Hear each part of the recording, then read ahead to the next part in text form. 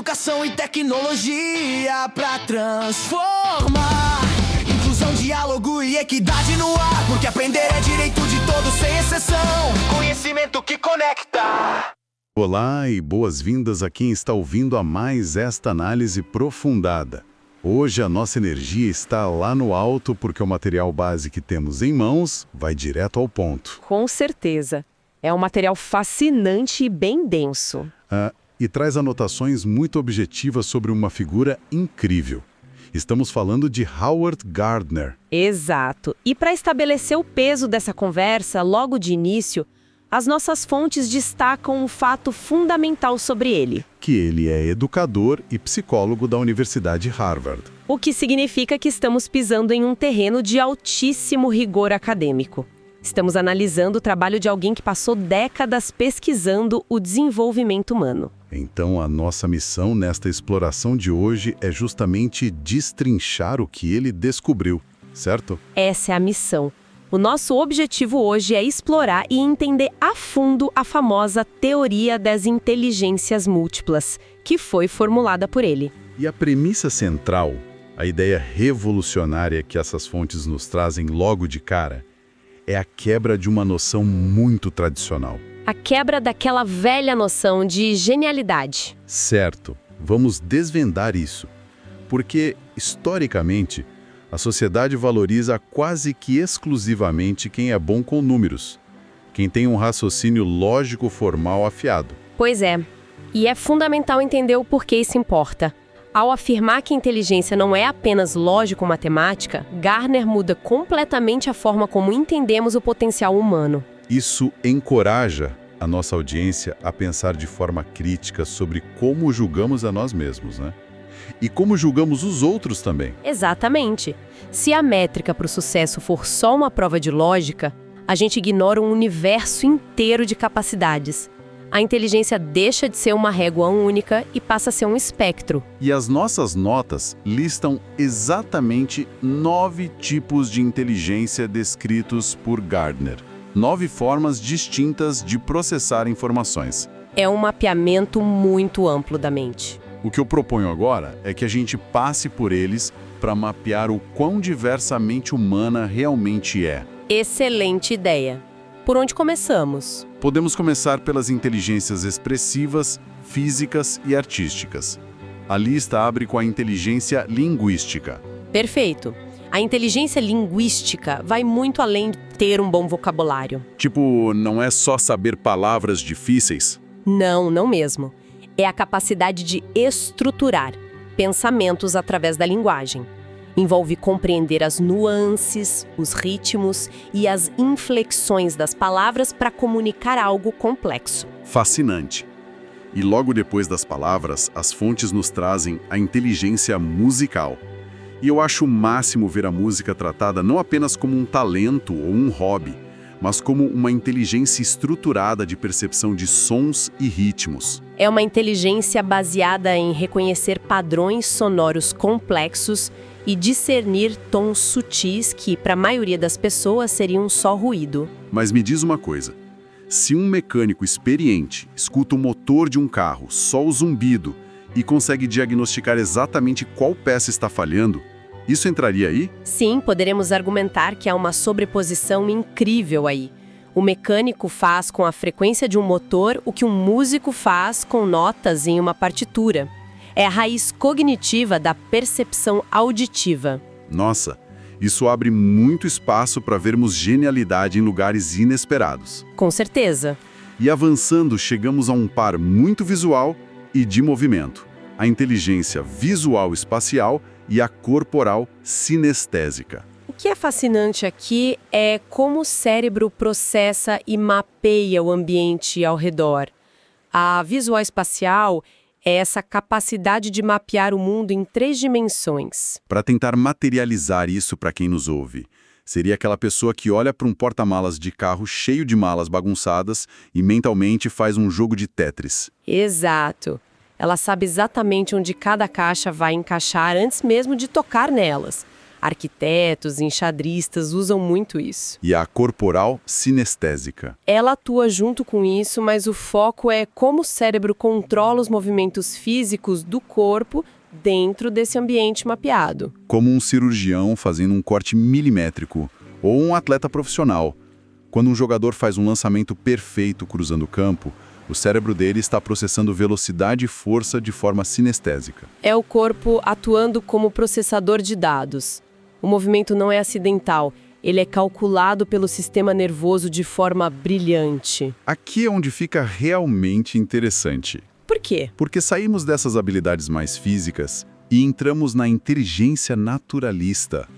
Maravilha pensar que a capacidade de ler e interagir com o ambiente natural também é uma métrica de genialidade. E se olharmos para o nosso passado, essa era a inteligência mais crítica para a sobrevivência humana. Observar padrões na natureza, identificar plantas, ler a formação das nuvens. Mas hoje em dia, para quem mora numa metrópole cheia de concreto, onde isso se aplica? Se manifesta em pessoas que compreendem sistemas biológicos complexos. Um meteorologista, um cientista climático que lê dados do planeta, ou até um chefe de cozinha que entende instintivamente a química dos ingredientes. Faz todo sentido. Enxergar a teia de conexões do mundo. Perfeito. E falando em conexões, as próximas duas inteligências mergulham fundo nas relações humanas. A interpessoal e a intrapessoal. Se conectarmos isso a um contexto maior, essas duas são alicerce da vida em comunidade. A inteligência interpessoal é a habilidade de ler as outras pessoas e navegar socialmente. Ter um radar social bem calibrado. Exato. É compreender as motivações, as flutuações de humor e as intenções de quem está ao redor. Ideal para mediadores de conflitos e líderes. Aquela pessoa que entra numa sala tensa e sabe exatamente o que dizer para acalmar os ânimos. Ela percebe o que não está sendo dito na sala. Mas aí temos o outro lado da moeda. A intrapessoal. Isso. A inteligência intrapessoal é a jornada para dentro. Trata-se do autoconhecimento profundo. Que me parece um desafio imenso, porque o alvo é a própria pessoa. E muitas vezes é a mais difícil de dominar. É a capacidade de mapear os próprios preconceitos, identificar sentimentos no calor do momento e entender os próprios medos. Ter a inteligência para não cair no próprio auto-engano. O que exige muita coragem. Uma pessoa pode ser ótima em ler os outros, mas completamente cega para os próprios gatilhos emocionais. Bom, nós já passamos por 7, mas precisamos lembrar que a famosa inteligência lógico-matemática ainda está na lista. Com certeza, ela não foi descartada de forma alguma. É importante ressaltar isso para quem acompanha a gente.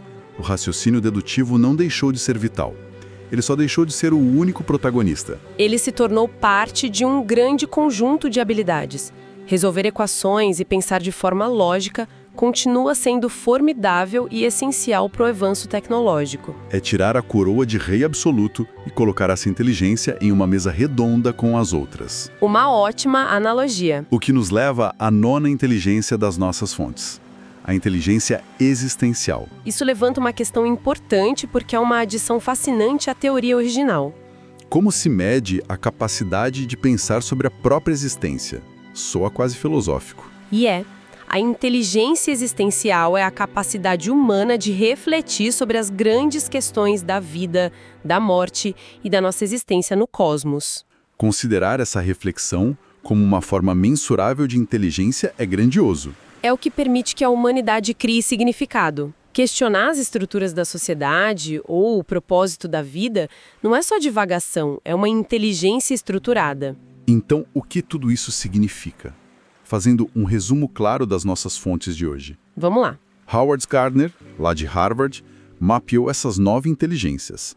A naturalista, lendo o ambiente, a musical com os sons, a lógico-matemática, estruturando deduções, A linguística com as palavras, a visoespacial com as 3 dimensões, a corporal sinestésica com o movimento, a interpessoal na vridendo social, a intrapessoal no autoconhecimento e a existencial questionando a realidade. é um mapa completo de como processamos o mundo.